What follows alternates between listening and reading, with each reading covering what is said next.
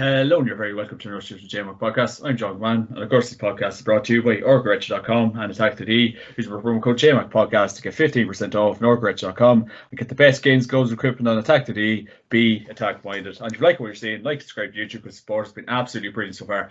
And tonight we have a star-studied cast because there's a couple of things organising this beforehand. So few wee additions tonight, so looking forward to chatting to Kev, Johnny, Daniel and Matty about last weekend's action and this weekend's action coming in. So I don't know where to start tonight, so we'll start off with Johnny Murday. How are you keeping? Good, John, good. All good, boy. Get another good win. Happy out. Safe in Division 1. Couldn't be better. That jersey's looking beautiful. Well, just about fit into it. I believe Kevin had a nice thing to say to you on Twitter about it. Oh, he did, yeah. I'll not repeat it. What's the reply to that? There is no reply. If you're saying no reply. Kev, how are you keeping? I'm all good, John. Really looking forward actually to this discussion. The five of us are here. I thought that was a really good weekend of action. Really good. It was also good to see Johnny Cooper get a punch in the face inadvertently by a referee. Good to see Tyrone get a bit of manners on them. Good to see Dublin eventually win a game. Good to see Pat Spillane blown away by the wind and the rain. Put a bit of manners in him down in Tralee. So, you know, lots of things to talk about. Lots of talking points outside of the game as well at the minute with the GPA, and maybe myself and yourself will have a Mick Conlon Wood fight here over Corrigan or nowhere coming up as well. So really looking forward to it. Really looking forward also to finding out what went wrong with Mayo. What went wrong with Cavan in their Division 4 game. So maybe lots of crack over the next while. Yeah, really looking forward to it. Dan, how are you keeping? Fantastic. Looking forward to Division 3. Things are on the up. Things are on the up. Happy days. And last but not least, Matty, how are you? Yeah, look at all good. We had a one in a row again this weekend. We can't get relegated, so look at Jesus, life is good down here at the moment, to be fair. It looks good. It looks good. You look like you're out of the shower and have the feet up for the evening. No, I was supposed to go for a bit of a run there, but the little man put paid to that. But I'll catch up on it tomorrow evening. Anyway, that's a bit of hardship at this stage anyway. So any excuse now at this time not to go. So yeah, I'll do it some other time. Some other time is right. So yeah, before we crack into the action, lads, a couple of talking points that probably dictated a lot of the weekend's action. On Friday, Thursday, probably afternoon. I suppose I could start with you on this, Kev, Cavan and Antrim. Obviously, Cavan have looked for the game in the Ulster Championship to be moved away from Carrick Park because of the facilities, I suppose, and maybe not letting the fans in. And there's obviously Antrim, a lot of players that kind of come out vocal and being annoyed about it. So, Kev, what's your take on it, Carrick Park or nowhere? Well, I think the first thing is that we have to acknowledge the Ulster Council got this wrong in asking other counties to vote about this. You know, they should have took the initiative. They put other counties in a bad position.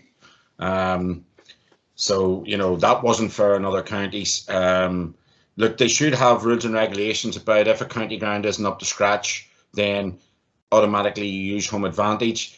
That is partly the issue of Antrim and partly the issue of Croke Park here. And what people maybe don't know, and I can shed a bit of light on, is that we don't know who closed Casement Park in 2013. There are various different stories, but one of them is that there was a refusal to pay insurance money for a particular period of time by both the Antrim County Board or whether it was the Ulster Council. So Antrim maybe shot themselves in the foot. We have to look at practicalities around this as well. Look, we'll come maybe to talk about it later with the GPA and the way the GAA operates financially. The last time there was 3,000 people at an Ulster Championship match might have been in 1920. So, you know, it's all about money through the gate. The other thing here is that, you know, in fairness, St John's Club, who own Corrigan Park and the county board have put £1 million in, but there are still issues as well, like how players get to and from the field. There is no issues there for player safety, for example. They walk through the crowd actually to get into the pitch. That also may be the issue for referees, for example, for safety issues there.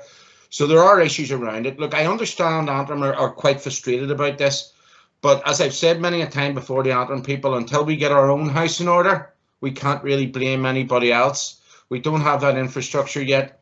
this is a massive week over the next 2 weeks for Antrim and the future of Antrim GAA. There's a court case in Belfast on the 21st to the 23rd, which will be the final either rubber stamp or nail in the coffin for the future of Casement Park. So, look, maybe we'll just have to lick our wounds, you know, take our medicine this year and look for a brighter, you know, look to the future maybe on getting more investment in Corrigan Park to bring it up to scratch. But I would have reservations certainly that it isn't up to scratch for them issues of player safety, referee safety, car parking, you know, emergency exits. I think there's only 1 or 2 ways in and out of the ground. You know, there's grass banks, all of these things in terms of safety certificates. So, you know, it's not an ideal situation, but it's part of our own making. We didn't pay the insurance money on Casement. We've sat back. We've done nothing for 7-8 years. And unfortunately, you know, if you don't do that, and there is rules and regulations, I think, in place from the Ulster Council where they have that rights and ability to take it off you. And, you know, the only bright spot about this, and not to go on too much about it, is Johnny will tell you, it's 40 minutes down the road motorway to Newry. It's 40 minutes down the road motorway to Armagh City. So, I mean, any of them 2 venues will be able to take that. And I think Antrim, maybe Antrim played Tyrone there a couple of years ago in a McKenna Cup match when it was an Antrim home game. So, I mean, there has been precedent before where Antrim have played away from home when the venue hasn't been big enough to hold capacity. But look, there's lots more behind this than people are seeing. I understand the campaign by Antrim, but realistically, big fortnight for us to get our own house in order. Hopefully we get the green light for Casement, and hopefully we're not having this argument again in the future. And keeping it Ulster, I suppose, Johnny, what would be your take on the whole situation?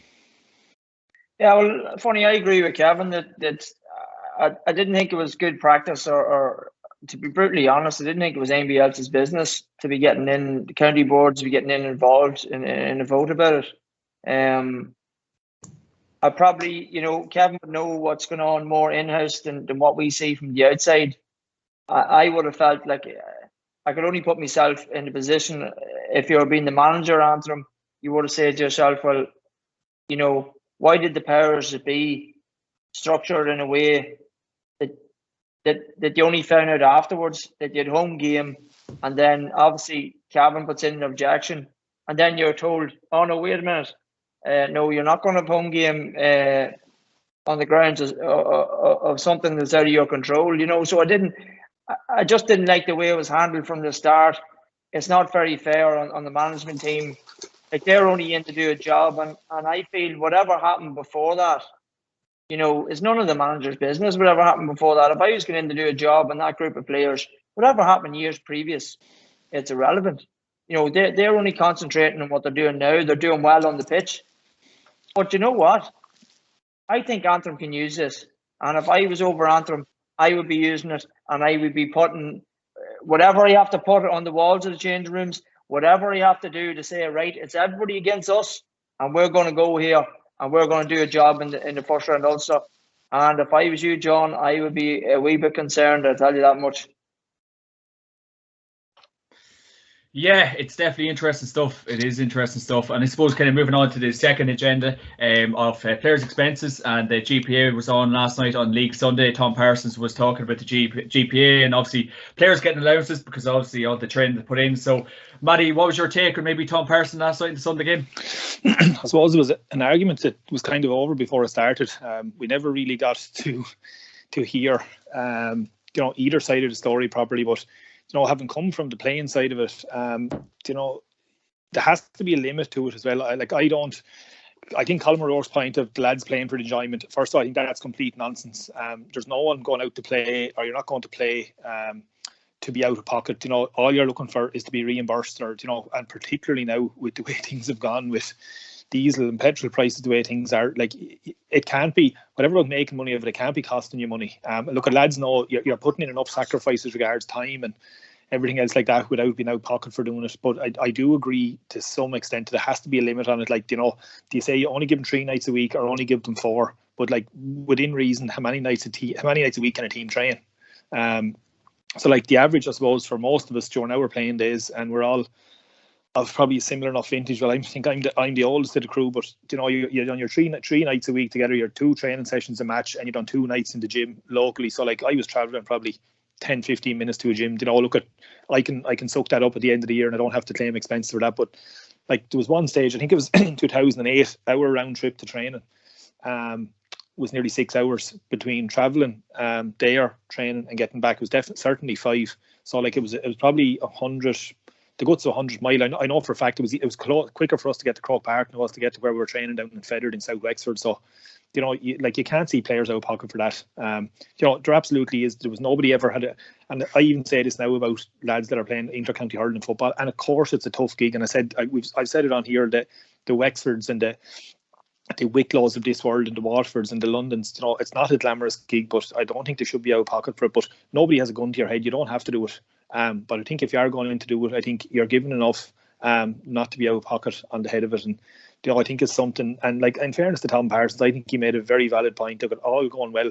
I think the GAA is making a pretty penny out of the product that's on the field and the product is players. And I think if you don't look after the players, you don't have a product. And if you don't have a product, you can't sell it. And I think, to be honest, it's the very least that can be done. Like I know from my own time playing, we would have been always the very poor relation of hurling down here. And I know at the start we were training in the same place, both ourselves and the hurlers back in the late 90s. It would have been after training, we were going into what was literally a hut for tea and biscuits, and the hurlers were going to Murphy Floods in Enniscorthy for steak dinners. Like, and that's just the way it was. So you know, there was a complete disparity in the same county. Never mind across different counties. We were the same squad. We were doing the same amount of training, but look, that's for a different day. But I don't believe personally that lads should be out of pocket a penny for doing this. Look, I said within reason, your gym sessions and some of the stuff can be done very locally where it's not taking up a lot of time, it's not taking up a lot of mileage. But guys who are feeling this strongly about it, and there obviously is a big issue in a lot of counties at the moment. I think it really has to be looked at. Yeah. And what about yourself, Dan?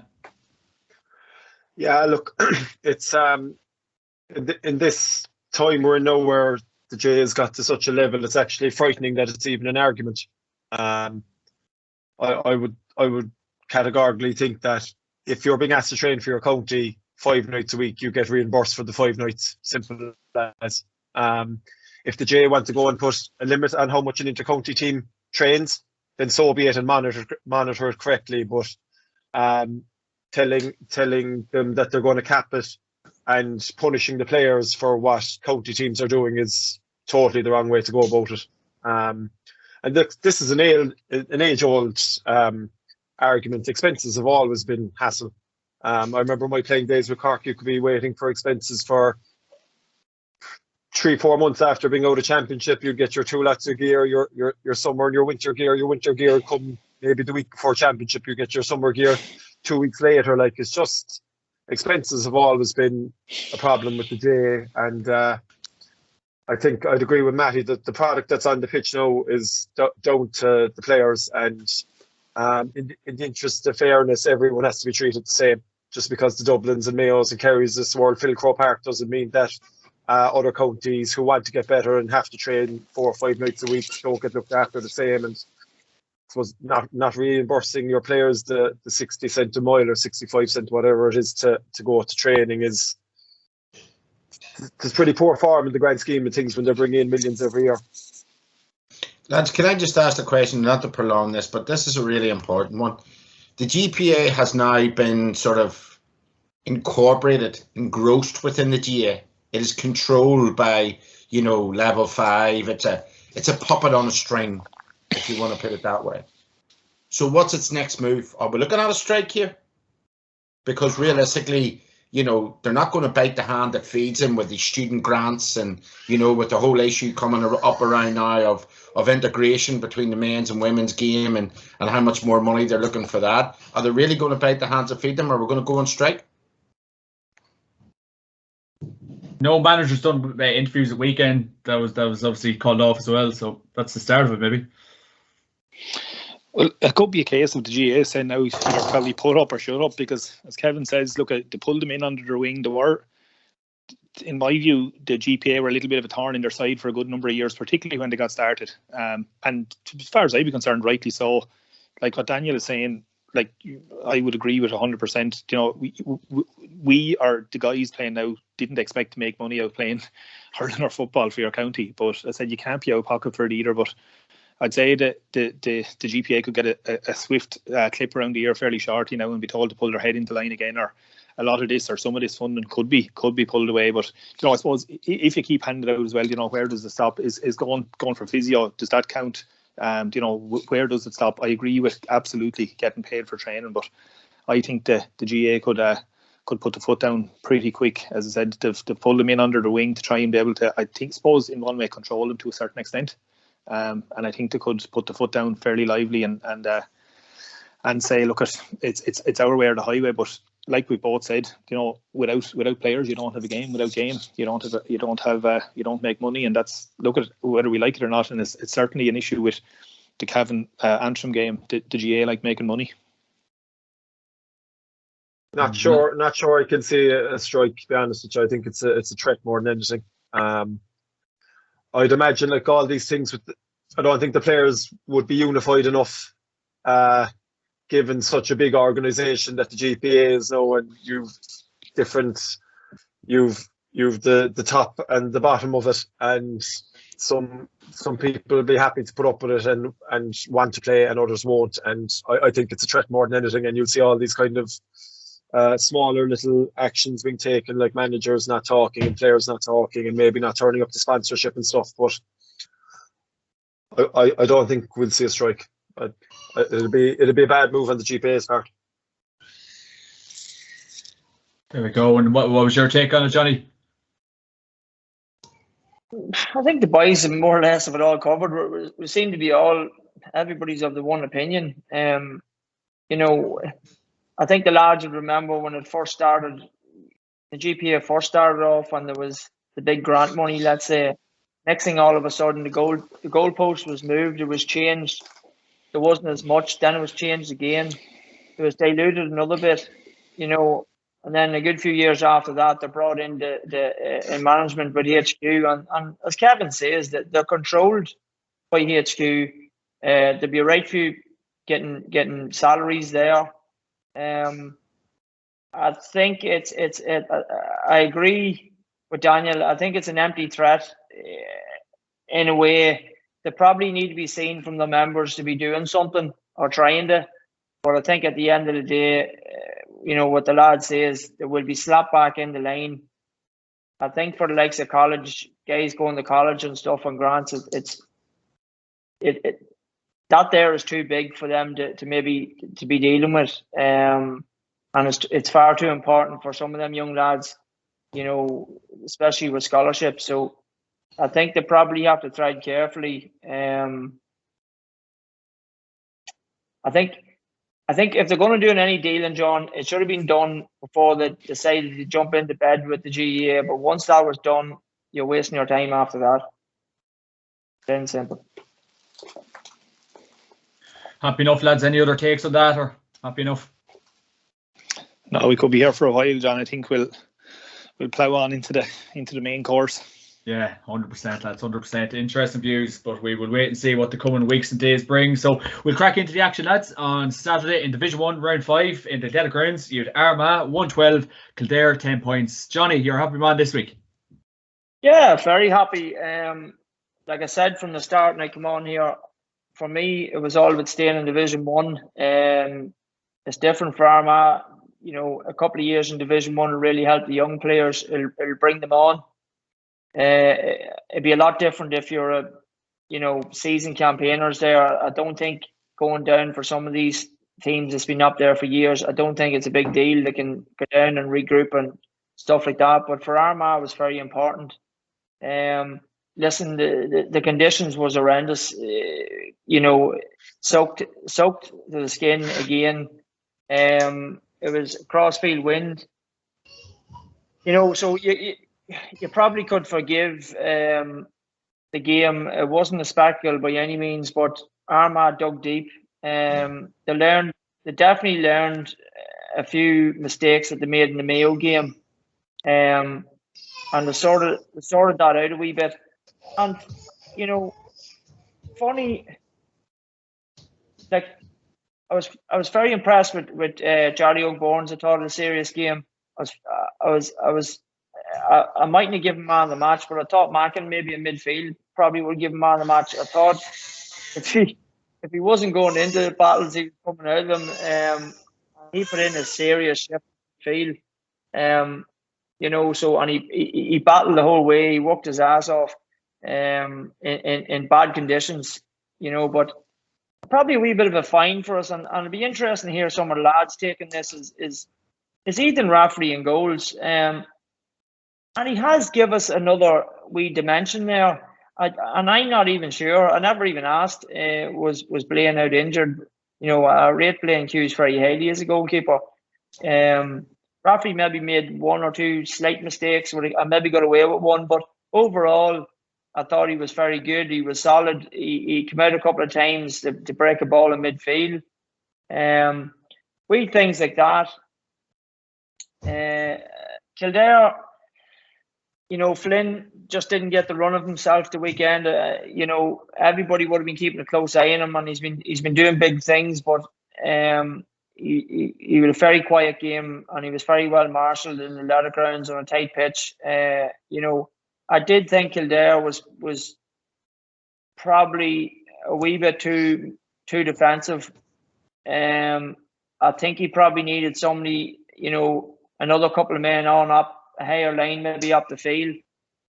And I thought, you know, it maybe would have caused us a bit more bother. But look, that's maybe a different day that's in it. But yeah, very pleased. And I can't wait for Kerry the weekend. I'm looking forward to it.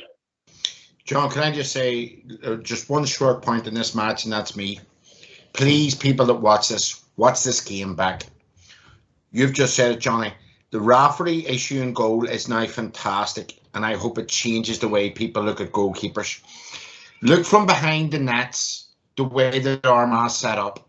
Everybody bunches together in the middle, and then all of a sudden split left and right, and their ball retention from kick-out was unbelievable. And it's, look, I'm chatting on my own club WhatsApp group. It's what we used to do down in Kilmacud at the Sevens. Everybody bunches nice and short, 5, 6, 7 different options going out, all pulling from the middle. Kildare didn't know where to go. Premier possession got. All of a sudden, Armagh got the ball up inside 50 yards. Long kick inside. In fact, with inside a minute, it nearly worked. They should have had a goal inside a minute with that long ball inside. Their directness this season is excellent. But that kick out, guys, if anybody can watch it back, watch it from behind the goal. It's absolutely superb. Maybe Kildare missed a trick and not zonal marking space rather than individuals, but you know, they just totally and utterly obliterated Kildare in terms of getting primary possession, and that was the one big takeaway for me in this game. There you go, lads. There you go. And in Austin Stack Park, you had Kerry 112, Mayo 14 points, and Daniel, this was the Mr. David Clifford show once again. Yeah, look, very good game. I think two teams that are going to be in All-Ireland semi-finals or finals. I think it's a good battle at this time of year, and they could meet in the league final again. I think the most impressive thing about both teams is their work rate is phenomenal now. Kerry have really upped it. And look, we all know what you get from Mayo.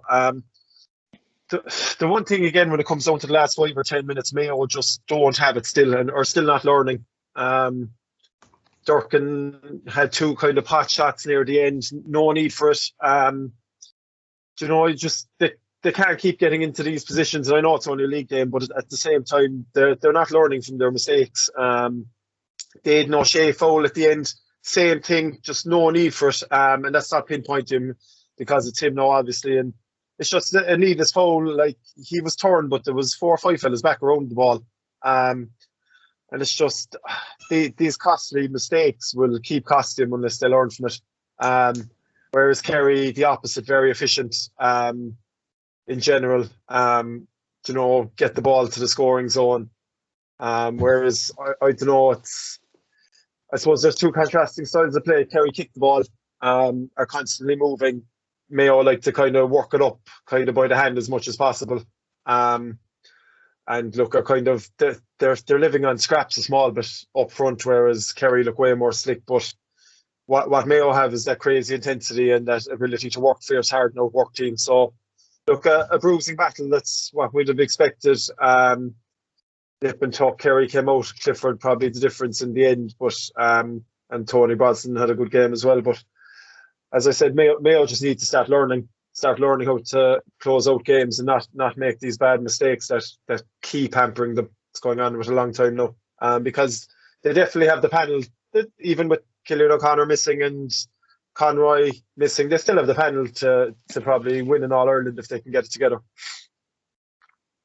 There we go. What about yourself, Matty? Yeah, considering the conditions, I actually really enjoyed it, and for me, it's the first time I felt that I really seen the Paddy Tally effect, if you want to call it that, with the Kerry defence. I thought the last probably 5 minutes of normal time at the end of the match, say from 65, 66 minutes up to 70, they were clinging on to a 1 point lead, and Mayo really had them under the pump and playing with the breeze or whatever, but they managed to just get tackles in and get hands in. Now I know they gave away the free and eventually it was brought up and they got the equaliser, but I as I said, it's the first time I've noticed the savage intensity, even from the forwards. Paddy Clifford's work rate is just immense, and I think I wouldn't say he's underrated, but I think when he's held, and like he was held against Tyrone last year, I think it really sucks a bit of the life out of Kerry, and I thought he was excellent the other night again. But like the work rate all over the field from Kerry, I thought was excellent, but their defence has a bit of a mean streak in and out. I think Jason Foley at full back has turned into a hell of a defender. Tig Morley, who's someone who I, to be honest, no disrespect, wouldn't really have rated very highly, seems to have settled in quite well at centre back, and he's a tough, hard, compromising defender who's happy enough to sit and play at centre back and kind of organise guys around him. But Kerry, we're talking about who Mayo are missing. Kerry are missing a few decent players as well, like Sean O'Shea, Paul Murphy, and others. There's 3 or 4 more as well. So they'll be really, really happy where they're at. They still haven't conceded a goal from play in 7 matches through the league and the pre-season tournament, so they'll be delighted where they are. And I think in midfield, I think Jack Barry actually would be quite underrated. He does a brilliant job for the team, goes about his business very, very quietly, and I think he's the perfect file for Diarmuid O'Connor, who's come in and who's just obviously he was going to be that good, but has just been outstanding as far as I'd be concerned. And then look at what they have up front. No team has it, or probably will have for a good while to come. Like Tony Brosnan comes in the other night, I think scores 1-2 from play, and Killian Spillane is coming on. They're coming out everywhere. You can close down a certain amount for a certain amount of time, but they just keep coming. But I do think if Paddy Clifford is, I think tied up to a certain extent, it certainly takes away a lot from him. And obviously his relationship with David is vital to him. But look, there's not much more you can say about David Clifford that hasn't already been said. It's just a complete freak and phenomenon. But the funniest thing I seen was the 14-yard free that Paddy Clifford took and dropped short. Why David Clifford wasn't taken is beyond me. Even though you take it as a tap over in a game like that, every score is golden, and it would have been a fair sickener at the end of that match if they had drawn it with dropping 14-yard free short.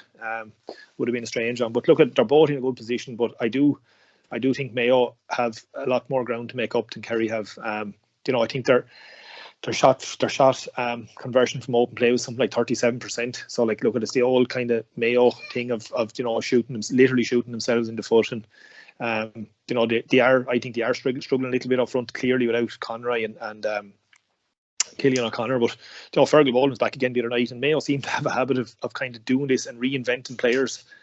Jason Doherty was another one who seemed to be gone off the scene a couple of years ago and has come back and putting in a really good shift. And Fergal Boland's another one, but their inefficiency in front of goal, I think, is really going to hurt them. Particularly if it says the way it is, it is something that can be worked on. But like Daniel was saying, they do really depend on this lung bursting form of football where Kerry, and imagine like Kerry on a dry day, they will kick the ball into space and kick it into distance, and you're creating 2-on-2 and 1-on-1s and stuff like that. Mayo don't really do that, and from that you're going to struggle to score goals. They're dependent on the likes of Durkin and Keegan, even still, and Stephen Cohen going up and down the field all day, and that's a really tough way to play football. But look, they're both in a good position. But if it was Jack O'Connor, I'd be that bit happier at the moment. I'd say that Paddy Clifford free pissed you off, Dan. Yeah, do you know what? It's it happened to me once in a league game. It's one of those ones where you actually look up, you don't even look at the ball, and obviously topped it. Yeah, again, though, you'd still ask the question. Matty's dead right, regardless if it's a tap over or not. He shouldn't be taking it in the first place if he's not the designated free taker. That's the that's the crux of it. Like, no one should be missing it, but at the same time, your free taker is your free taker. He'll do it in an All-Ireland final like you, Dan. I wouldn't take the freeze off someone if I wasn't designated. No. Right, moving on to yesterday's action in O'Neill Teely Park. Dublin 13 points, Tyrone 8 points. Johnny Murtagh, the boys are back in town. Yeah, well, I did fancy them going down. Funny, Tyrone's a lot of guys have left the panel. They still haven't got into top gear. McShane was back, moving well, I thought, for maybe a half an hour. McCann only come on. There's still something not right about Tyrone, and I just can't put my finger on what it is. They're not just moving right. There's something doesn't feel right. Maybe the lads could shine some light on it, but it's really puzzling to watch. At the start, you would say it's right. They're not up to speed. They're not, they only come back off a holiday and blah, blah, blah.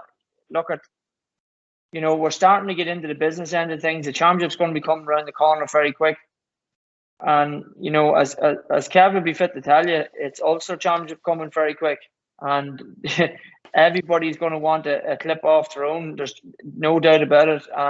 And Ulster Championship, that's where it'll happen. And nobody will give one shit if they're All-Ireland champions or not. So, they're going to have to put their shoulder to the wheel, every man there, next week. And it's not going to be easy, but they're going to have to do it. Or the questions are going to start to be asked about why these players have left. I think there's maybe 7 or 8 gone from the start of the year. The serious questions going to be coming down the line. And Tyrone's a very proud footballing county. They do not mess around down there. They're very, very serious about it. And there will be questions starting to be asked very soon. Don't get me wrong, Logan and Dura and these boys, they're good. But I know, you just know by Dura that he will be taking things to a whole new level. And the training will be absolutely ridiculous because that's what he done himself, and he'd be looking to see the cracks, and he wouldn't be resting on last year. He'd be pushing on again to the next level because he knows that's what it's going to take in championship, because everybody's going to clip off them. So, Dublin had a few players back. It's good to see James McCarthy back in the field. He brought a settlement, a balance when he did come in. The forward line was moving a whole lot more. They were more hungry. There was a whole new Dean Rock. Like Dean Rock was he was unrecognisable a couple of games ago. Now he was moving. His movement was top class. He was all over the place. They looked dangerous. Kilkenny was enjoying himself.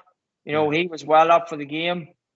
And now, now we're putting ourselves in a position that you actually can turn around and say, right now, Dublin can actually win the last 2 games. There's no doubt about it. Dublin can win the last 2 games and stay up. And then you have other teams now looking over the shoulder to try and see, whoa, wait a minute, we could be going down here. So it's going to make things interesting for the next 2 weeks, and I'm looking forward to it. But look at the Dubs is back and all's forgiven, and they're even talking about winning All-Ireland again. So it's all good. It's all good. But Johnny, touching on Tyrone and maybe disarray at the minute, but we have to kind of touch on the challenges like we've seen during the game, and like the referees aren't blind, umpires aren't blind. We see poor Campsey pushing Cormac Costello over the line. Cormac eventually fell on the ground. He was on tarmac. He had studs on. Any man I tweeted last night would have fell over. We see Michael McKiernan with a late hit and Brian Fenton. That stuff just doesn't look well, Johnny. I look at it. I don't even think, to be honest with you, I think there was enough talking done about it. There wasn't a lot in it. I think about the biggest thing that happened was probably the referee hitting Johnny Cooper, catching him in the eye. He should have got a red card for that. Well, in some of his performance, you could give him a red card, I'll tell you that. But look at that's for another day. But no, look at listen. I thought it was a clean enough game. You know, I thought your man went down very handy on the concrete. Like, let's be honest with you, he went down like a bag of spuds. Maybe he slipped in the concrete, you know, but there wasn't a lot in it. Like, come on, that was a big enough hit, Johnny. Come on. Now, come on. If you're talking to the boys there, they'll tell you about big enough hits a few years ago. Like, let's get real. You know, there wasn't. I thought it was a clean enough game. I didn't think there was much in it.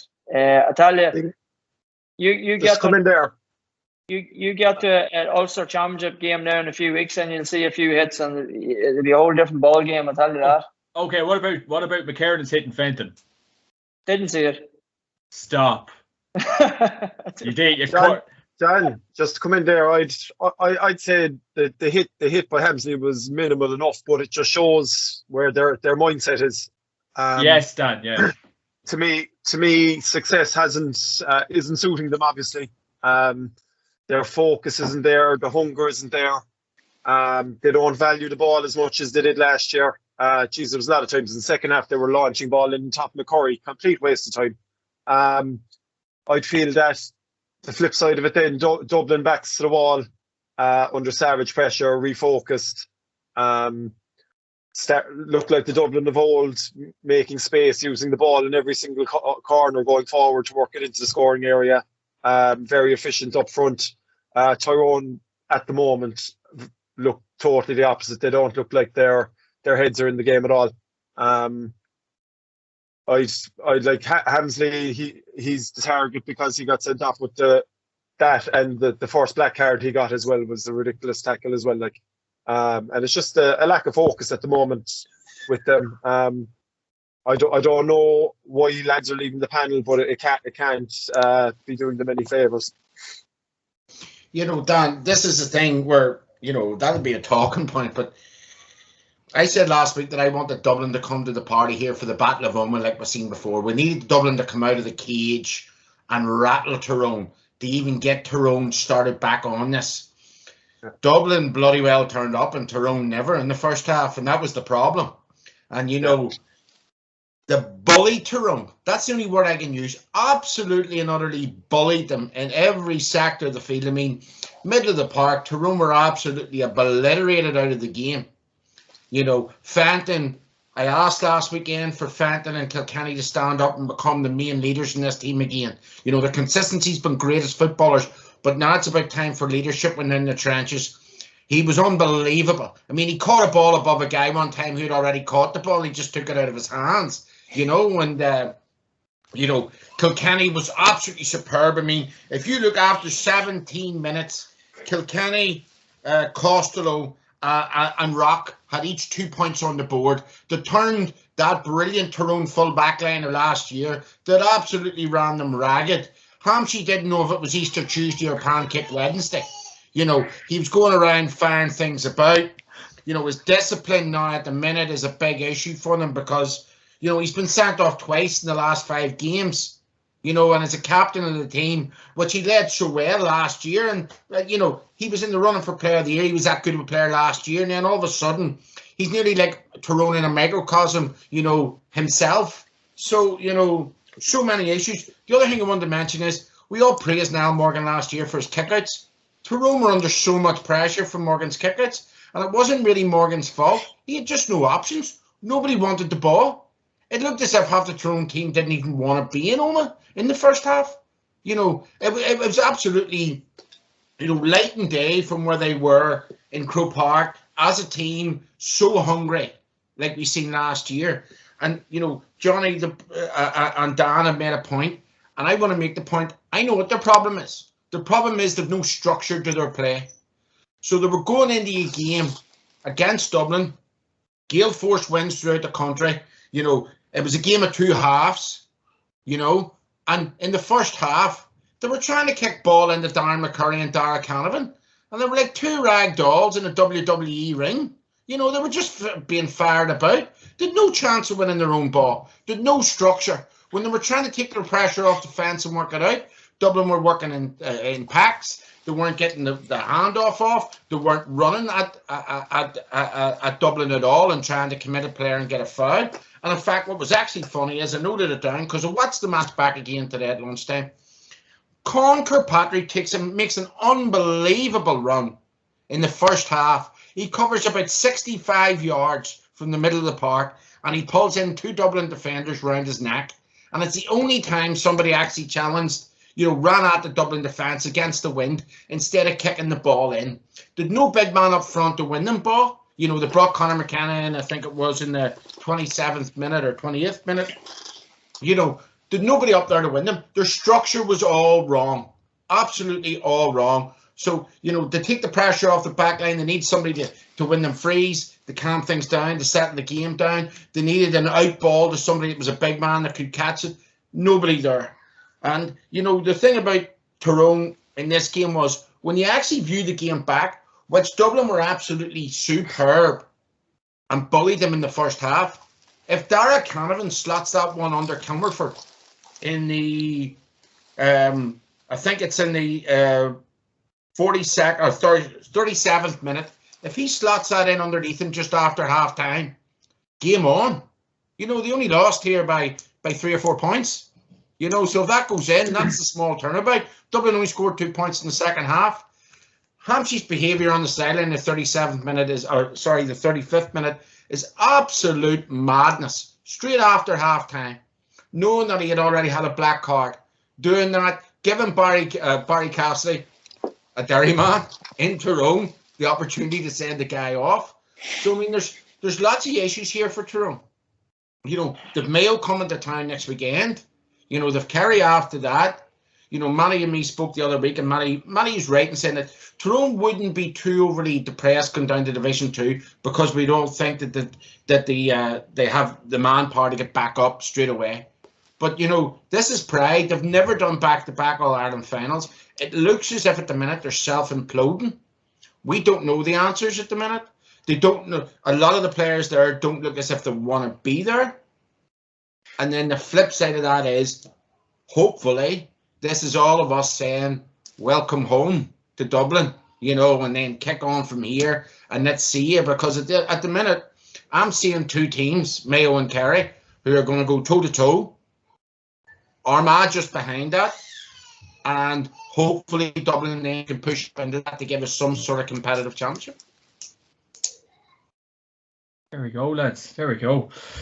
Thanks for that, Kev. And moving on to the other game in Ballybuffet, you had Monaghan 112, Donegal 10 points. And Daniel, Donegal are in serious bother. Yeah, I caught most of the game. Being honest, Donegal looked like they have for the last couple of years, one-dimensional.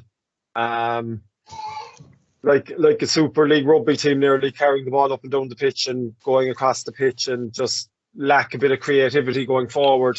Just nearly, if they don't have McHugh carrying the ball into the forwards and McVerty coming on the loop, they look to be out of ideas, and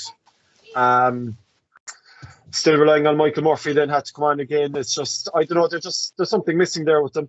We just talked about it in these podcasts previously. They're a big physical team, they're fit, but they're just missing something. I don't know, is it coaching? Is it forward coaching? Is it the ability to look up, play with their heads up? Maybe it is. Just seems to be over and back the pitch and trying to find a gap like a rugby league team. Monaghan, on the other hand, then are fairly direct in fairness. And probably got a bit fortuitous as well, to be fair. Woods got a goal he never should have got. Caught the ball over the cornerback's head. It was a great goal, but very, very fortuitous at the same time. And I think Donegal missed a bad goal as well, which would have brought it back to a point after, who was that? Was it Conor O'Donnell? I think he did fierce well. He rounded about 3 lads to get 1-on-1, and unfortunately he missed it. So look, it could have been a tighter game, but I suppose you're just wondering, for me, Monaghan will give you what they always give you. And you see that again, but you're just wondering with Donegal, are they ever going to grasp this thing, or is it just going to be a case of kind of meandering along like they've done for the last couple of years and playing some good games and being hard to beat without ever really kind of stepping up. Matty, at the tender age of 47, Donegal really need to stop relying on Michael Murphy. Yeah, well, sure. Look, we discussed it here a couple of weeks ago. In fairness, was there ever a fella, I suppose, in a single person that was a team or more reliant on? And I don't think there has been, to be honest. You know, even when he came on, he settled the whole thing down straight away. He made a drive and run by someone. You know, there's a lot of miles on that on those legs, but he went flying by a guy, kicked a brilliant score. But you know, with him not there, or obviously not going to be at his best going forward, and you tie up McBrearty, the forward line's in serious trouble. You know, as Daniel has said, it is seriously one-dimensional, where it's carrying and hoping to get a bit of a break. You know, they had actually turned into a team that kicked the ball an awful lot a couple of years ago. You know, the likes of McBrearty and Murphy and Jamie Brennan and players like this, but that seems to be gone by the wayside. And you know, we were praising Oisin Gallen here for his performance when he came on a couple of weeks ago, but he was kind of non-existent at the weekend. But like, it was, to be honest, it was a poor game. You know, Monaghan got a lead that they never looked like relinquishing. When they got 4 or 5 points up, you know, near the end, they went with the flat back 14, and they were never going to relinquish the lead. But like, to be honest, some of the best parts of the game I seen was when the water was on the camera and you actually couldn't see it, because you know, it wasn't a pretty hour and a quarter's viewing, to be honest. But I think we spoke here kind of maybe even off camera a couple of weeks ago about a bit of disquiet in the Monaghan camp, but you know, they certainly come out and shut up a few people about that, because you know, it was quite a good performance on their behalf, and they've done exactly what they had to do. But look,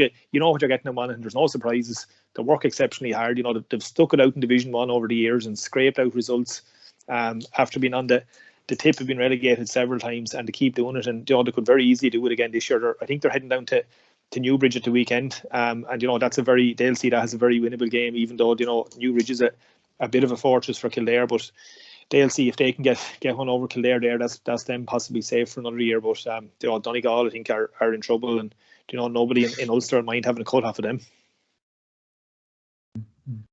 There we go, lads. There we go. And moving on to Division 2 on Saturday night in Park Esler, you had Offaly 15 points, down 14 points. And Kevin, this is a very good win for John Mahon's men. A tough enough place to go to, but still, let's be honest, down aren't in a good place, Kev.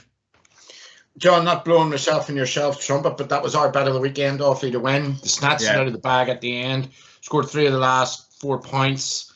In fairness, down for the first time it led most of the game for it was probably Downs. Let's be honest, it was their best performance in the National League, but that wouldn't be hard the way Down are at the minute. Johnny Murray's laughing out of the side of his mouth, being an Armagh man there. But to be honest with you, look, I fancied Offaly going up. They've sort of had, as I said to you in previous weeks, momentum is huge in leagues, and you're always going to have a team who are on the up, and you're always going to have, in a 7-game league, you're always going to have a team who maybe just don't turn up of a weekend. We'll come to talk about Cavan very shortly. But the issue about Down is that they were facing an Offaly team who had, you know, should have won at Meath, had a really good performance against Galway, and had come up with a lot of confidence. And again, remember, this is a team of a mixture of youth and experience, with their 20s last year doing so well. Then the likes of McNamee and Allen, these boys have been around for a few years. So, you know, going up there, John Mahon involved, obviously, and he will always have a team very, very fit and very motivated. Obviously, Tomas Roche's come in, maybe working a wee bit with the guys at the back end there as well. And you know, one thing is, Down always seem to get goals, always seem to create goal chances, and they didn't really in this game. And, you know, I suppose Down had brought back a few players. Now Kane had come back into goal, which is great to see, by the way, from Kilcoo.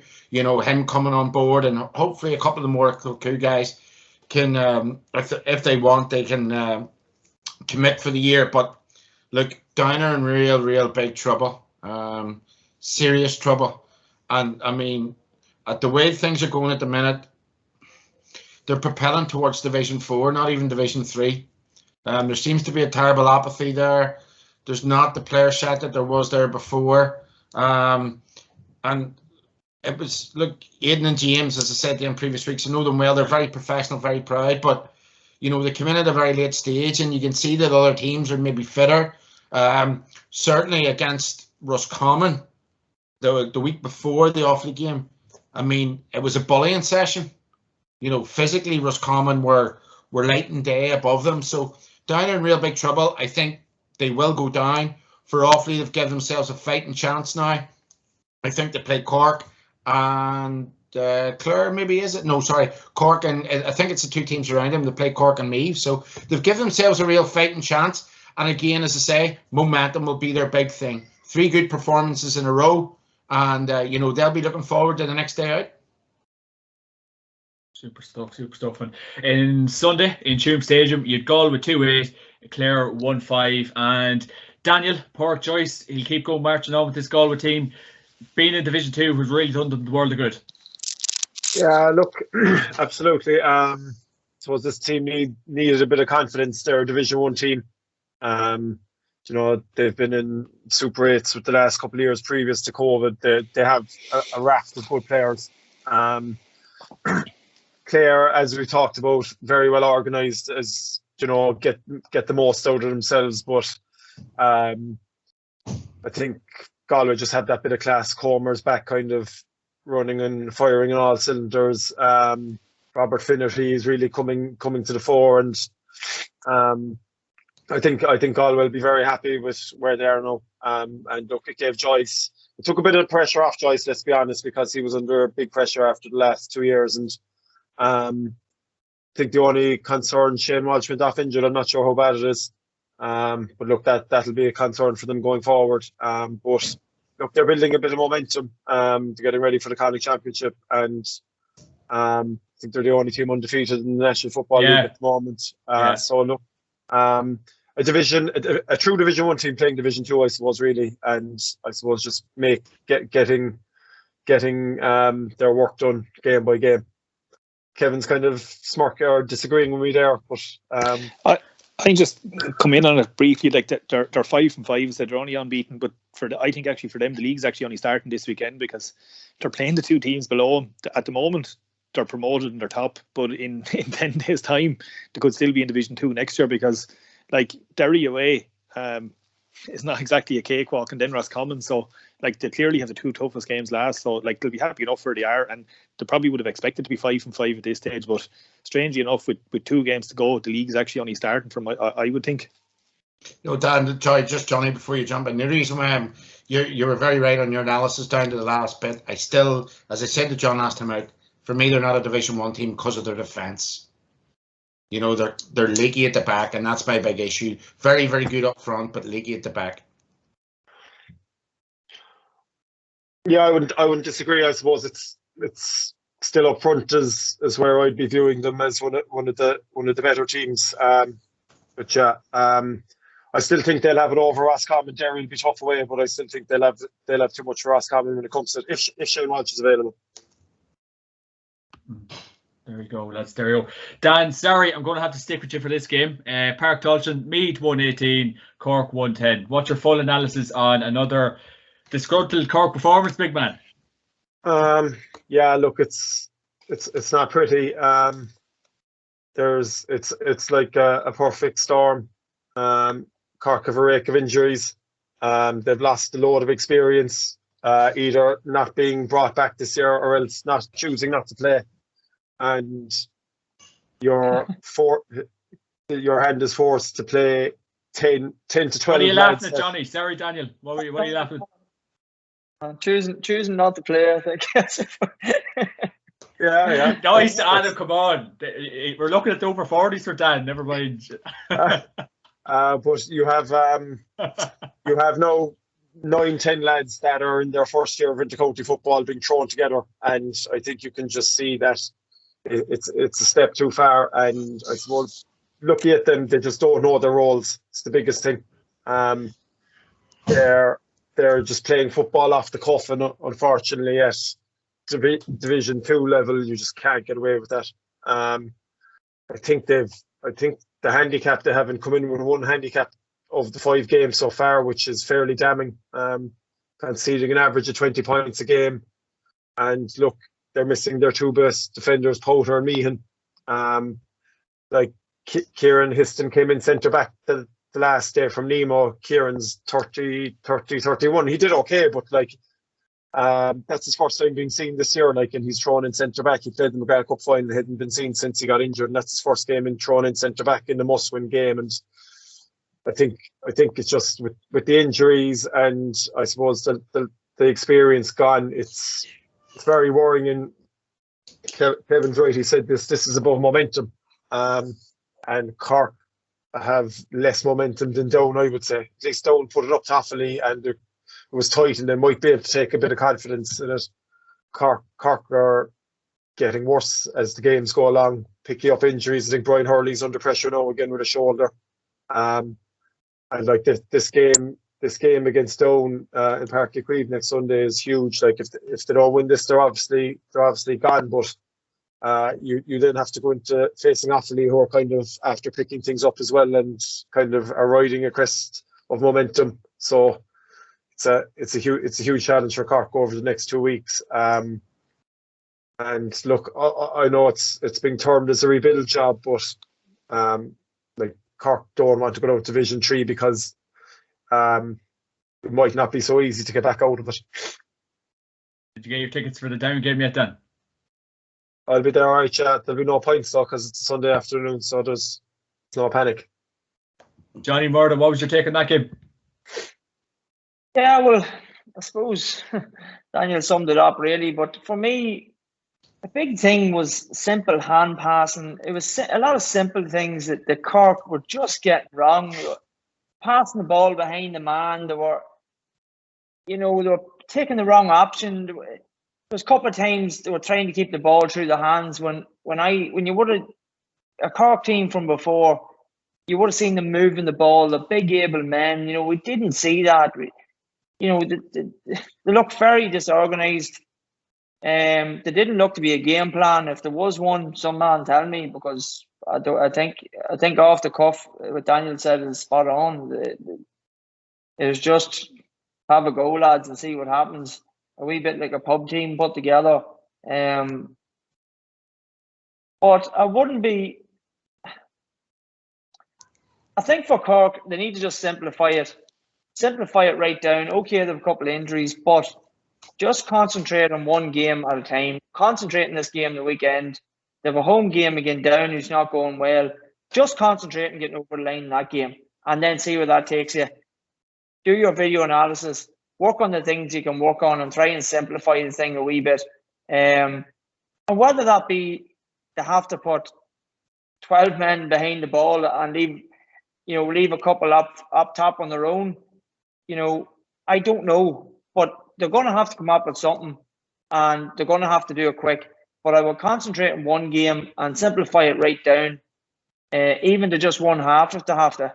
And then, listen, there's no doubt about it. It's going to take a long time. It's a full rebuilding job. And for me, I do think it is salvageable at the minute, only because of who they're playing. But I just have to concentrate on one game, John, at a time. And funny, I think they can get a result the weekend. I'll be honest with you. It's like being in a relationship, Johnny. You have to concentrate on the one woman.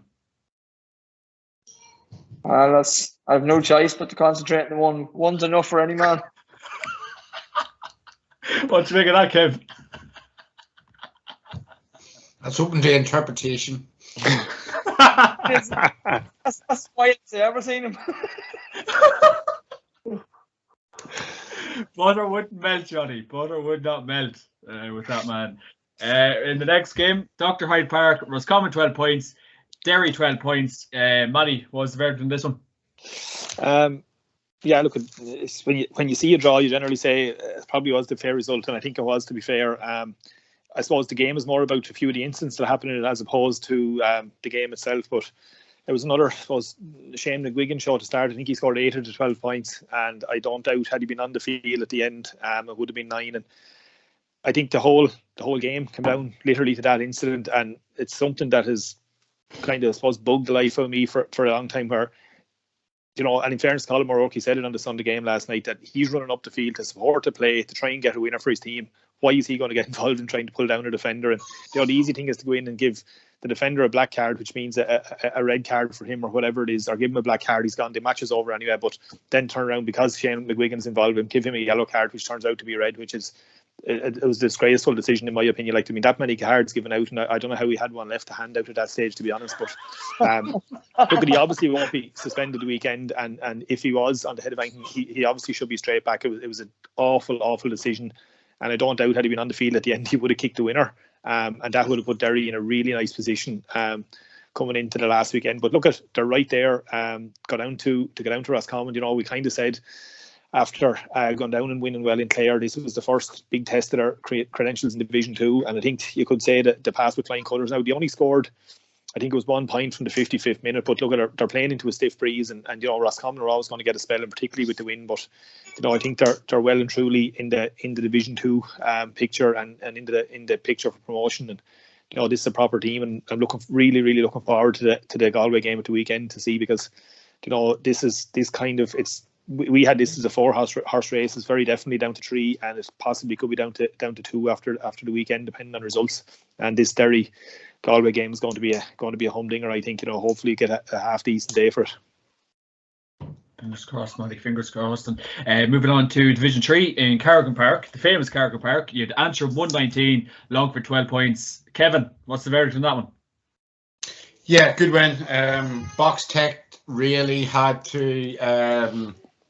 I suppose, given the results that happened last weekend, and when Antrim had a break, they would have sat down, reassessed, and would have thought, right, you know, really in our own hands here. They didn't get it right against Limerick and Corrigan Park. They had a really poor start. On the flip side of that, they came out really professionally. Tomas McCann got an early goal. Conor Murray again has been in sparkling form for Antrim. Mick McCann again in the middle of the park, showing that leadership. So things are going really well for Antrim at the minute. There's a load of momentum in the right direction in terms of the team.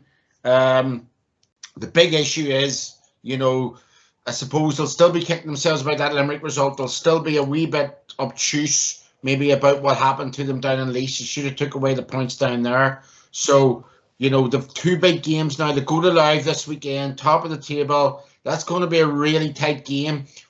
Both of them come up from Division 4 last year. I think Antrim beat Louth by the last kick of the game down in Louth and RD as well last year, in Dundalk last year. So, you know, it just shows how close these two teams are. You know, they'll obviously not want to concede too many frees with Sam Mulroy about, and, you know, the form that he's in at the minute.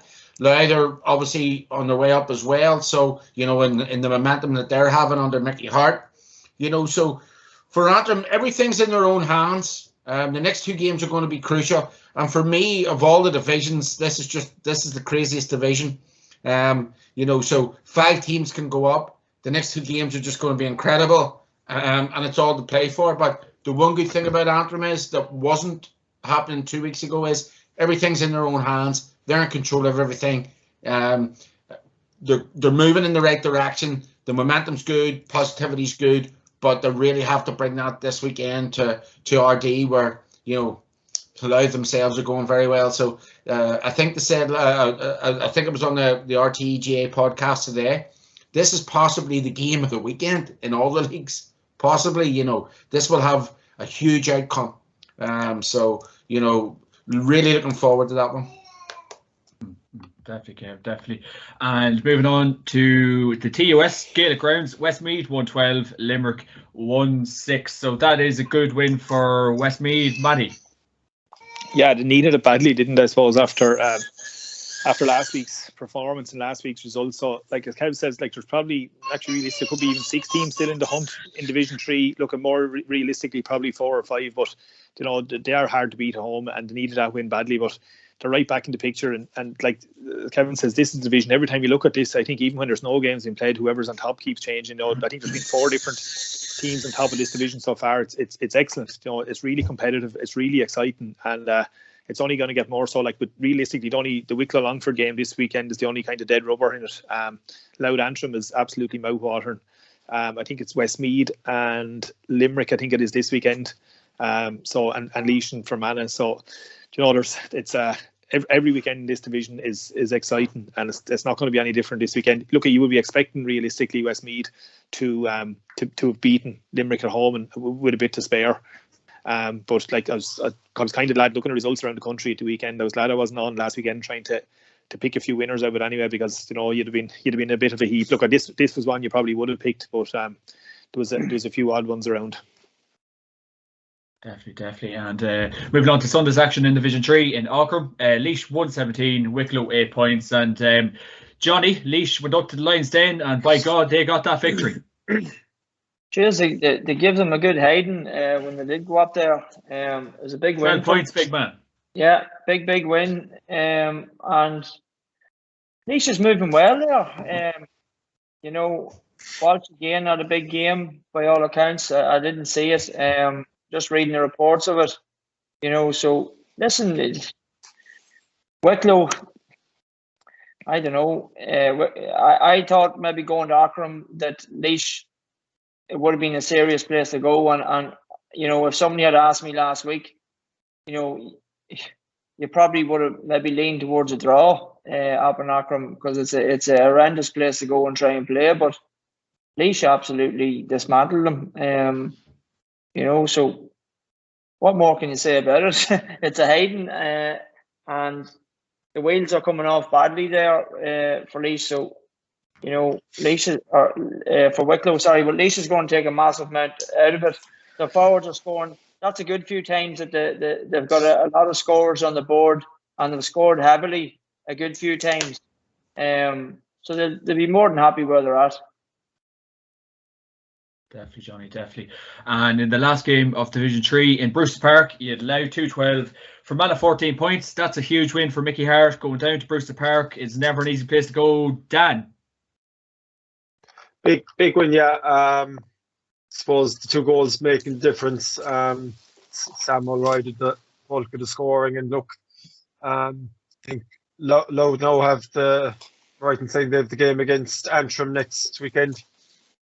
So look, that's going to be a huge game. As Kevin alluded to, I think. Do you know what? Kevin's dead right. This is the most exciting division of the 3. I was just looking there. Laois have Longford and Limerick both at home, and they're the 6th team in it. And look, Laois will fancy themselves as much as anyone to win those 2 games. So everything to play for. Important win for Louth and for Mickey Hart's men, and look, getting ready now for a huge game at home against Antrim next week. But anything could happen with these 6 teams, let's be honest. They're very evenly balanced, and it's funny, we'll go on to Division 4 in a minute. I was talking about tipping their demise after the first 2 rounds, and the next thing they're second. So it is Division 3 and Division 4 are minefields, and a lot of very even teams in it. So again, as we always allude to, a pity there's more coverage on it on the Sunday game. You don't get to see these lads playing enough, because there's obviously an awful lot of entertaining games there. Isn't it amazing if the championship was like the league structure, Dan? But what can we say? Yep. Yeah.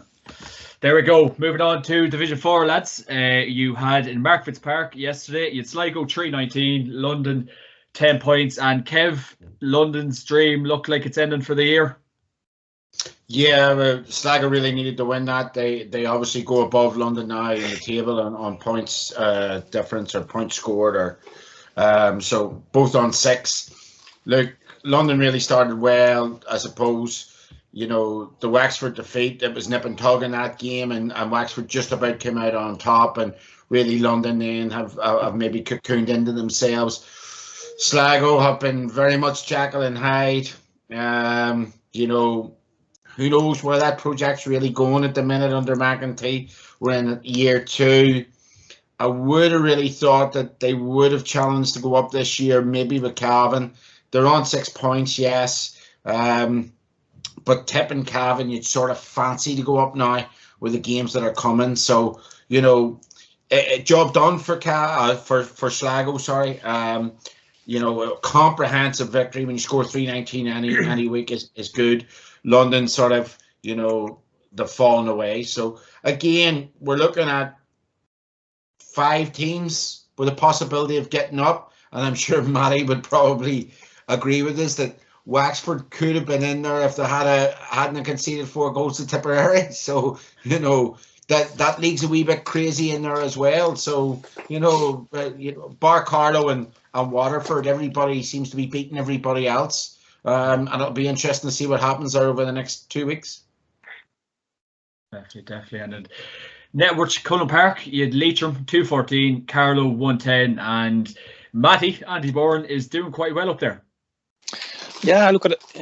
He's had a couple of really good away wins, and strangely enough, it's his home form that has been the problem. Like, if they'd have beaten London at home, they were top of the table, or at least joint top of the table, which is it's kind of mind-boggling. But look, that's the nature of most divisions. But Division 4 has been like this and has been for years, right? You will get strange results like that. But the Carlow Rising as well and truly has stopped and is in reverse at a rate of knots. They've really gone backwards. Look, to be fair to them, 3-4 years ago they were really punching above their weight, and even in championship they took a couple of decent scalps in qualifiers, but they've really gone backwards alarmingly, and it's a tough gig there at the moment as well. They've only one win, beaten Waterford, and it was one that was tipped up on the podcast here by some of your very wise pundits, I think, that weekend as well, at a nice bit of a price. But look, at Leitrim are definitely moving in the right direction, but very similar to what Kevin said. Like, Wexford are kind of kicking themselves. They should have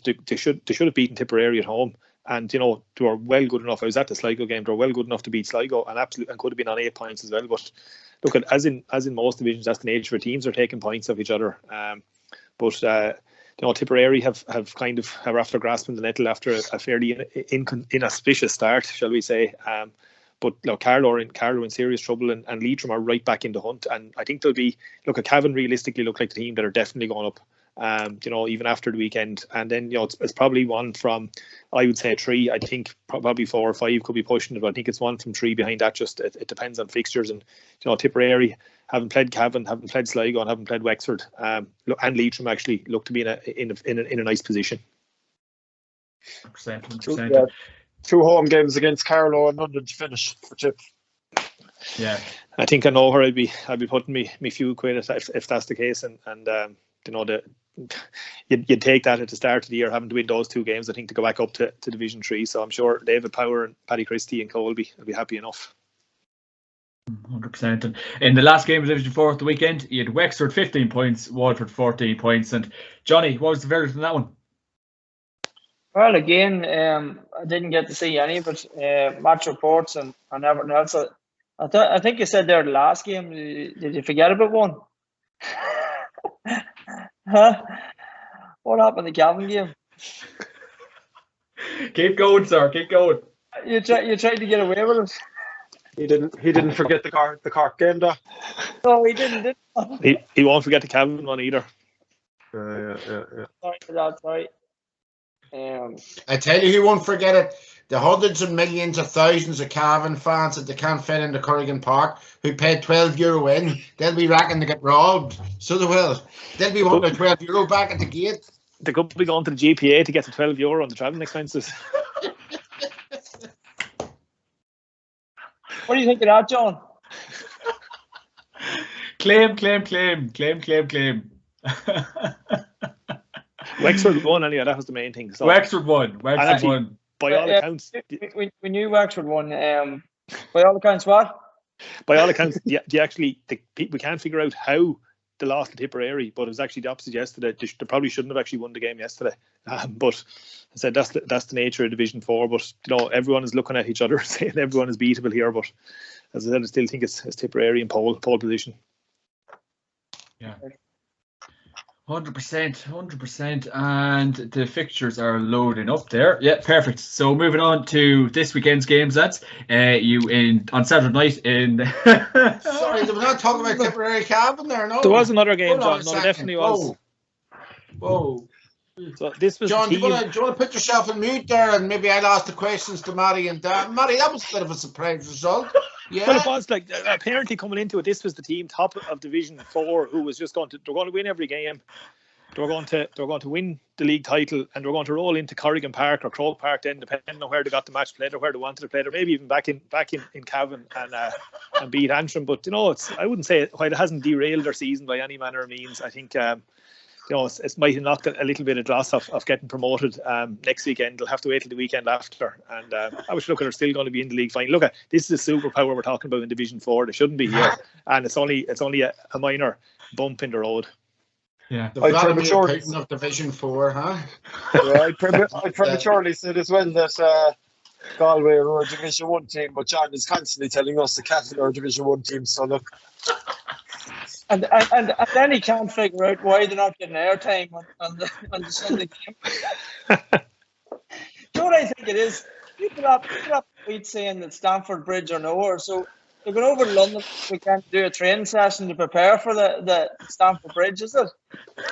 Johnny, they're not getting airtime on League Sunday because I have it on good authority that when RT arrived in with a camera, the fella said €25 to put your camera up in here. So he did.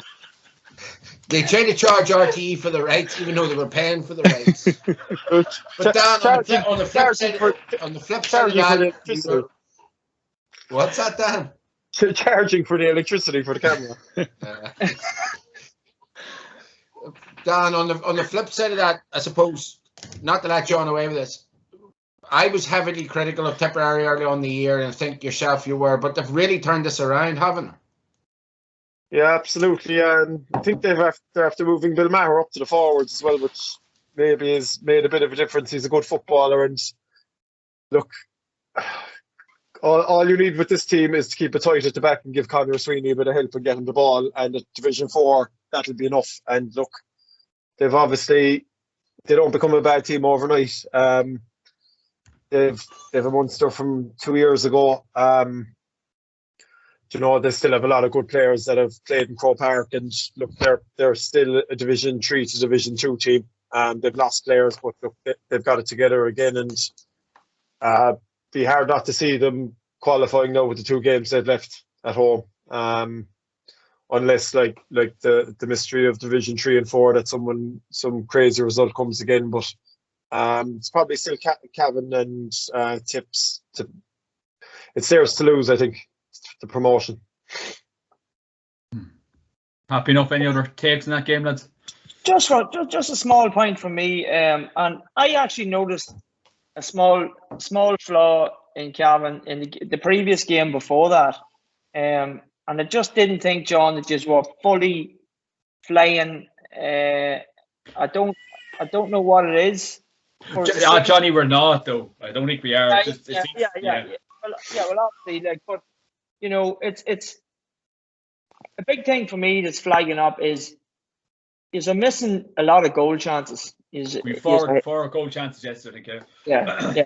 Missing a lot of goal chances. I'm going to miss, and this isn't happening in one game. This is happening in a good few games. So, do you put yourself, over in Ruislip in a tough game? Because it's not going to be easy after the London result. London's going to have to come out firing as well. Obviously, so is Cavan.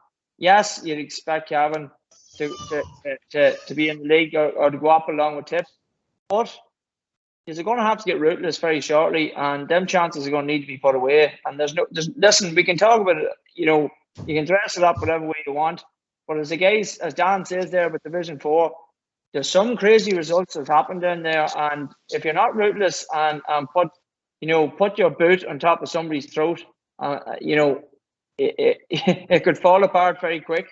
So, Cavan's going to need to get down to business and not take it for granted and go and do the work. That's what I think. Well, Johnny, you know me, I'd go in, but I'm too busy.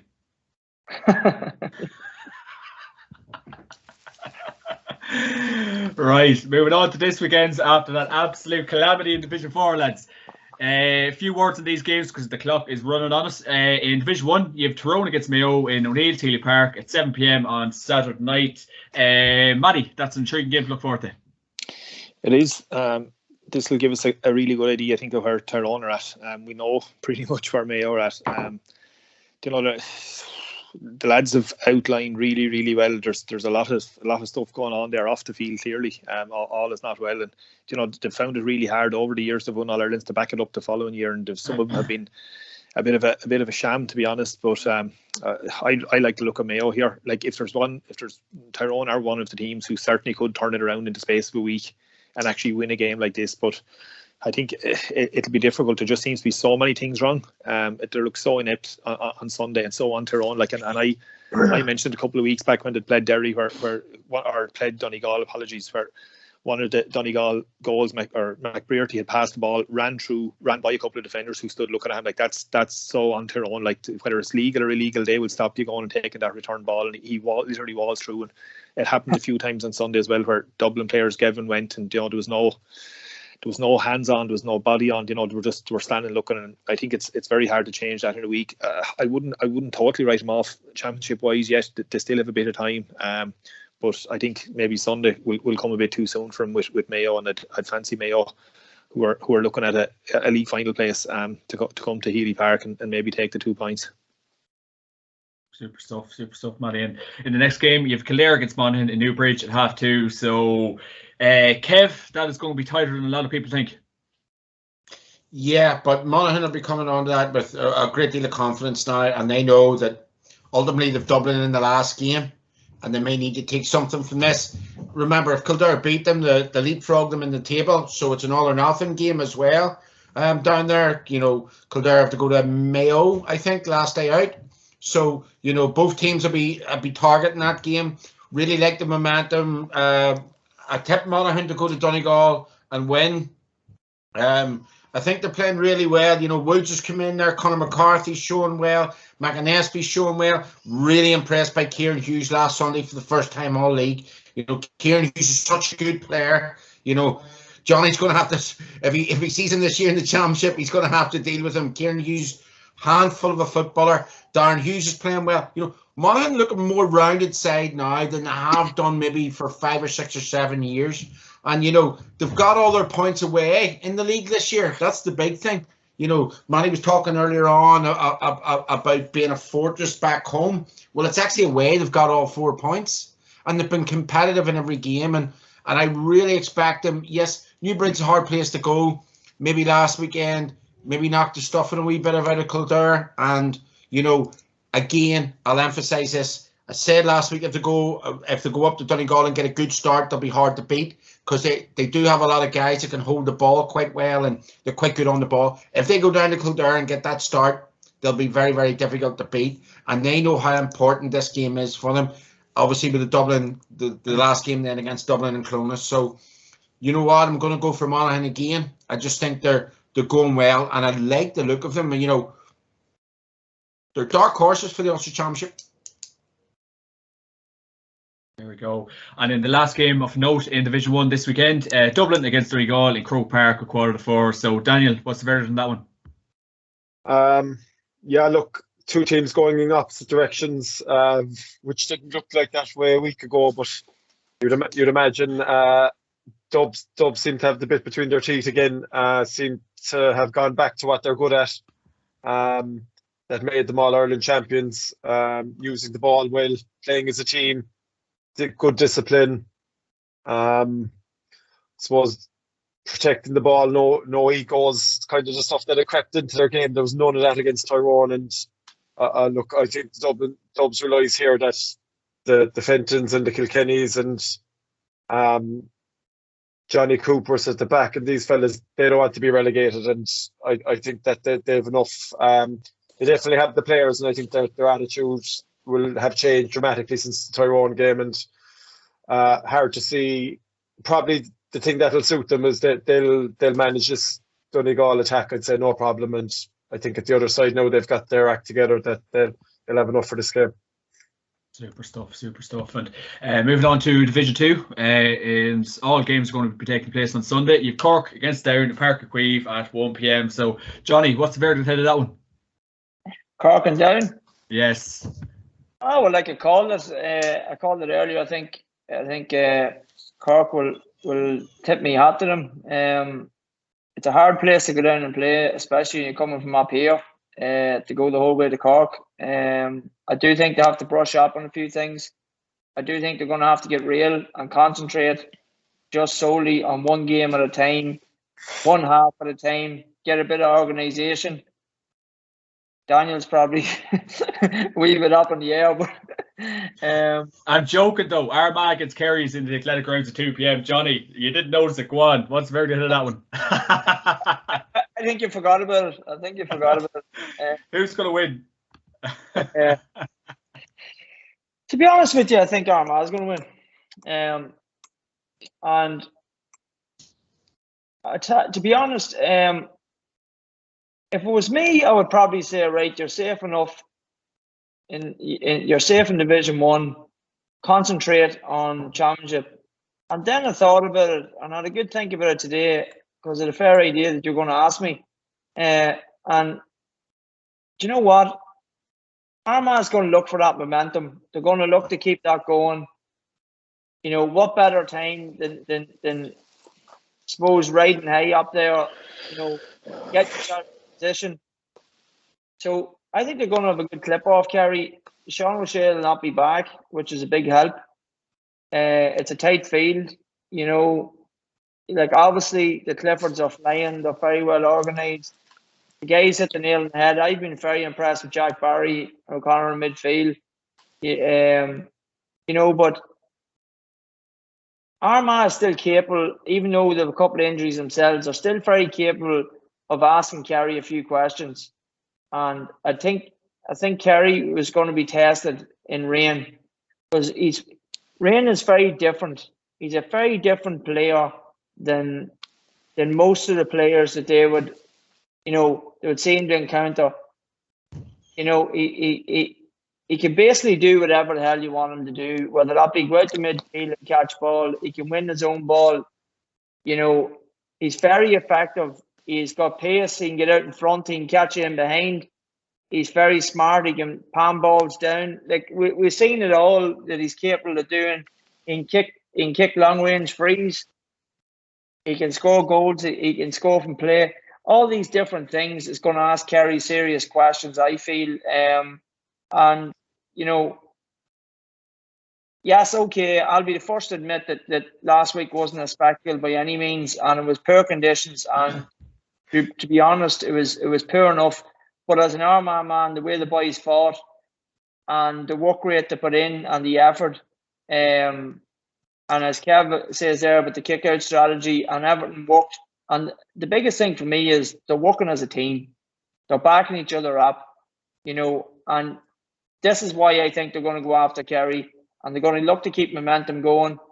It's a right spin up the road from Kerry up too, so why not have a good clip off them? And I tip my hat to Armagh to get over the line.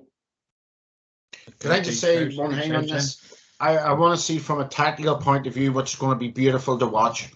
Kerry moved the ball very quickly. I think it was Dan articulated, or Matty did earlier on, about how Kerry can play the running game, but also can kick it in long very, very quickly. And that will test the Armagh defence. But on the flip side of that, Armagh have been kicking the ball in all year. Now, it hasn't come off 9 times out of 10, but it's a Donegal effect. Get it in early and see. And I really want to see how this Kerry, it's not only about how Armagh, you know, score up front or win that ball. I want to see how the likes of Tom O'Sullivan gets a grip of Ryan O'Neill. Can he get it when that quick early ball goes in, when all them players don't get back behind the ball? So that's going to be really interesting to see, you know, when Armagh use that tactic against Kerry, quick early ball in against the Kerry defence. That'll be massive. Super. Yeah, so we'll go through these games really quickly in Division 2, probably just in a word. It'd be the best way to go with them. In Division 2, round 6, you have Cork against Down at Páirc at 1 p.m. So, Dan, Cork or Down? God, I haven't a clue at this stage, no. It's not what you said you all had in 2010. It's going to be very tight. As Johnny said, can Cork simplify things enough just to get a very clear picture of what they need to do? Will Down take a bit of momentum from running awfully close last week. I know that's the level we're at now. Cork down, Offaly, there's nothing between any of them. It's a toss-up, to be honest with you. I wouldn't even call it a draw. I'd call it a draw. Matty, Derry, Galway, Owenbeg, 1 p.m. I know Kev mentioned he thought Leitrim and Antrim was the game of the weekend. For me, this is the game of the weekend. Really looking forward to it. Doubt we'll get to see it anywhere other than on the Sunday paper or something like that, or the Monday paper. But really looking forward to it. I actually fancy Derry. This is the next big test of their credentials, and I think it could be a bit of a chip on the shoulder. I presume Shane McGuigan is free to play, and I've talked here the whole time, and obviously there's been loads of away wins. I think home advantage is vital in this. They have to play. They have Roscommon, I think, left to play, or Galway have Roscommon left to play as well. They'll be looking to try and get the job done here. Derry beat Galway this weekend. I think they're as good as up in the head with their head-to-head against Derry. I fancy Derry. Super stuff. And Johnny, Clare against Meath, Cusack Park, Ennis, 2 p.m. Clare. Very short and snappy. Kev, Offaly, Roscommon, Borden and Warner Park at 2 p.m. You'd have to go for Roscommon. They're fighting. They're a point behind the other two teams. It's a must-win for them. They have to go there, but Offaly have a bit of momentum. But no, I've been really impressed with Roscommon, and I think they will get up from this league. Daniel, Allianz Football League Division 3, round 6. You have Laois against Limerick, MW Ohio Park, 7 p.m. What's the verdict? Laois, I think. I think Laois have a good opportunity here now, and as I said, I know Billy Sheehan from his time with Cork.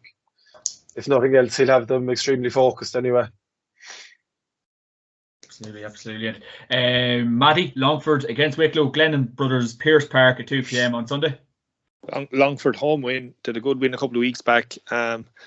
Away to Laois, was it? I think it was. Look, it's a basement battle. It's probably the two are probably going down anyway. But it's a bit of momentum. We spoke with Wicklow earlier on. The wheels have come off from Wicklow. Colin Kelly left a couple of weeks back, and the guys I mentioned have took over. There were two selectors, Gary Duffy and Alan Costello. And it doesn't really seem to improve. To get beaten that badly in Auckram is a bad sign, and I don't think it's going to improve this weekend. And they're heading back for Division 4. Johnny, your potential county a couple of years ago, Louth against Antrim, RD 2 p.m. The county I was born in, funny, yeah. This is a mouth-watering game here, boys. And I actually, it's a very hard one to call. And I put it down in my notes here. I think it's going to be a draw. The two teams are going very well. As Kev says, if Samuel Wright, if you give him an inside 45, he's going to punish. He's playing well, but both teams are playing well. This is going to be a humdinger of a game, and I'm going with a draw. There we go. Kev, Westmeath against Fermanagh in TG Cusack Park, 2 p.m. You think the wheels maybe just come off for Fermanagh with that defeat last weekend? By now, that was a winner bust for both sides. Westmeath need to win, as I said to you last week. 3 cup finals. They've ticked the box in Limerick. I think they'll win this one, and then they go to Antrim last time around. They need the 6 points, 2 from each, to get up, and I would expect a big response from after their last poor outing against Longford in Mullingar. So. Moving on to Division 4, round 6. Matty, London against Cavan, Ruislip, 12 p.m. Cavan. There we go. Waterford against Sligo, Fraher Field, 2 p.m. Kevin McGurty, I know how much you love that stadium. Big one.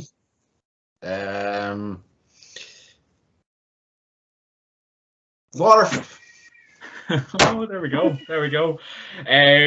Johnny Murta, Leitrim, Wexford, Avant, Money Park, Sean McDermott at 2:30. Yeah, well, can I go again El Matty here and go again him? I wouldn't. Don't do it. I wouldn't do it if I was you now. No, I mightn't be. I could get a lot of abuse from him maybe on the on the WhatsApp, but I go with draw then just to keep it safe. I better go with Wexford have got a couple of results there that pick things up. But so is Leitrim's done the same. You know, I said a few weeks ago I thought that Leitrim, they would take a bit of time for the guys to get a bit of structure for Andy, and things are starting to go right. You know, I still think it'll take a bit longer. You know, Leitrim will probably win as favourites, but again, it's them crazy things down there in the division, and I'll go to draw just to keep the pace, Matty, right? Very nice of you, Johnny. Geez, at 15-2, it's worth a tenner as well, but I just think our Wexford away form over the last couple of years is just really, really poor. I think London was one of the only away wins I think we have in 3 league campaigns, so you know, that was scraped over by a point or two. They're struggling. We're chopping and changing. There's 3 and 4 personnel and 3 and 4 positional changes every day, and Wexford are struggling to find their best team. I think they'll struggle the weekend, to be honest, up in Park Sean McDermott, if I'm being honest. But thank you very much for you're being very PC. It's not like it, Matty. When we didn't fall out years ago, Johnny, we won't now. It's not exactly. Matty. It's not like him. He's having manners tonight. Last game of the weekend, Daniel Goulding, Tipperary against Carlow, FBD Semper Stadium, 3:45. Tipperary with Conor Sweeney to score about 220 or something crazy.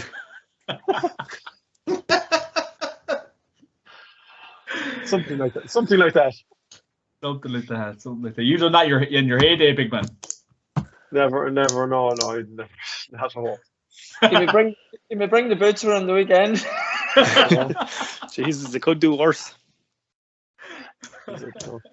Laziness, I'm too lazy for that. Carry on now. In hindsight, like, are you enjoying retirement life, Dan? Is it treating you well? Yeah, Jesus, the way club football has gone now, you might as well be playing inter-county football from 2010, so it's his Paddy Kazan's actually training us now in our club, so Paddy's heavy S&C background, and obviously he's played with Cork as well, so yeah, it's like 10 years ago inter-county, so it's like I never retired. Don't be fooling Tom Parsons now just because he's S&C. You're on 6 days a week. You'll be looking at them expenses. I live half a mile off the road. That's the problem. I'd walk it. I see your club got a big grant, by the way, by the Irish government. Fair play to you. What was that for? A walkway or something? No, it is to do up the Astro on a new roof. There's puddles of water in the hall. We don't even have a set of change rooms in Belfast. The Northern Ireland Executive wouldn't give us anything. Probably pissed them all off. Yeah. No, the only problem is we have to match the monies ourselves, so like that's disaster. Like. There you go. So you can run a fundraiser up in Cavan. Yeah, you'll not get too much of a grant. What are you going to spend the €22 on? To wrap it up. Let your Supermax go, by the way, after a big hangover in Coppers. You forgot to mention that. My super Eddie Rockets. Oh, Eddie Rockets. He went all out. He went all out. Who bought that? I was expecting the podcast tonight to be sponsored by Eddie, to be honest. So the last time we were all in Coppers, a couple of years back, big Derek McGrath, you know, the Waterford manager. He stole my Supermax, big fat shake. Through Bell, he stole my burger, big fat shake. Oh, Jesus. He just walked over and took it off me and stuffed it down his throat. He must have thought he needed it worse than you, Kev. He stole it. There's definitely eloquent the way he spoke about stealing it, though, so it was great. Yeah. On the Sunday game and all now, we have sophisticated jackets, stealing burgers outside of Coppers, you know. I see. Paul Mannion was in Coppers on Saturday night, so there's a bit of news for you. So that's where his intentions lie this year, lads. Oh, God. Paul Mannion. Hard to beat. Hard to beat the bit of crack.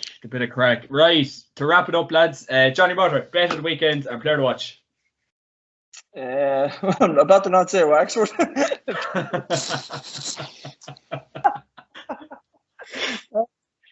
My bet of the weekend.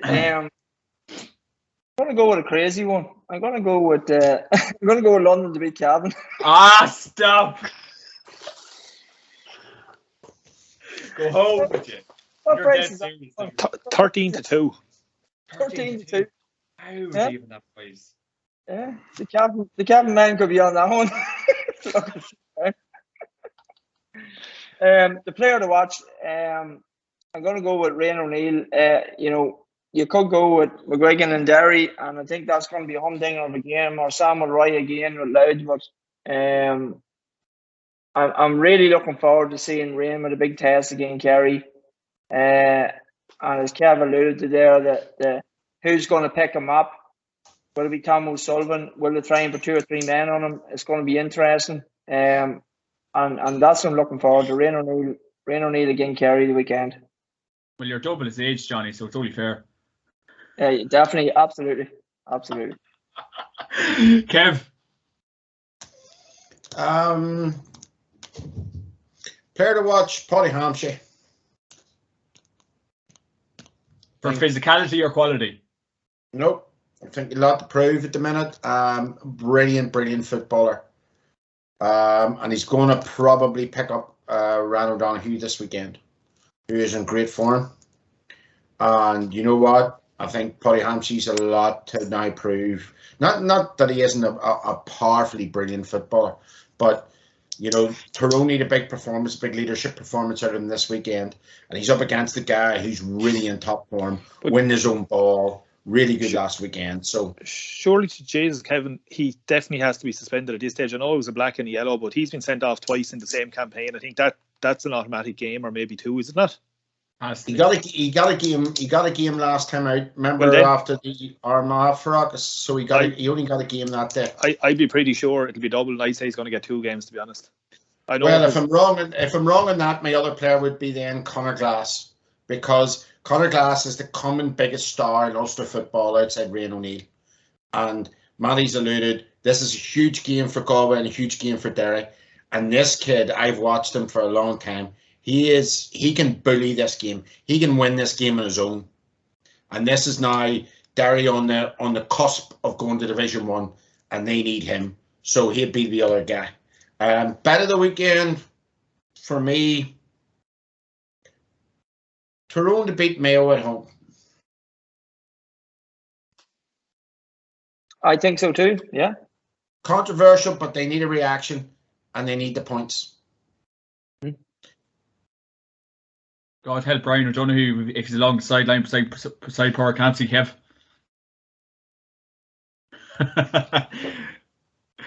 No comments, Dan. Well, Mollies. Player to watch would be Fenton, I think, for Dublin. I think he's got the bit between his teeth again. That's worrying. Gave a huge performance last weekend, and I think he'll double down on that. I think he could take over this game. I'd actually go back to what Kevin said, and I'm inclined to agree with him. I think the bet at the weekend is Monaghan. I think the way they play football is totally made for Kildare in St. Conleth's Park.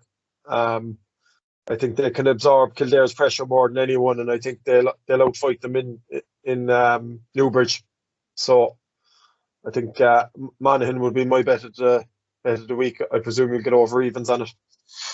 And Matty Ford. Bet is I'm going with Derry. I talked him up earlier on in the programme. Was a game I was looking forward to, and I'm going with Derry. I think. Look, there's several other games you could pick, but you're looking at most teams are odds on. The favourites in most games are odds on. I do like Kevin's on, I have to say, even though I've picked Mayo tentatively, but I'm going with Derry. And the player to watch, I think, in the same game as McGuigan, who could be pretty pissed off after the weekend, and who I assume won't be serving a suspension. I think he'll really have the bit between his teeth, and it's just a pity we can't see this game live. I think this could be a humdinger. There we go. My player to watch would be Cormac Costello inside Croke Park this weekend, and Wexford to put one over Leitrim. So we wait and see if they're the odds. I'll be looking at that. Lads, that was fantastic, brilliant, entertaining as usual, and good to see you made it over the weekend. Happy enough? Take care, lads. Lads, Lads, thanks a million for joining us. this week. And of course, Cheers. the podcast is sponsored by orgretcher.com. Check out the website and use the code JMAC podcast to get 15% off on orgretcher.com and get the best skins, gloves, equipment at Atak.ie. Be attack minded. And if you like what you're seeing, like, subscribe to YouTube because sport's been absolutely brilliant so far. Lads, thanks a million. Cheers, John. Cheers. John, Thanks, guys. see you, lads.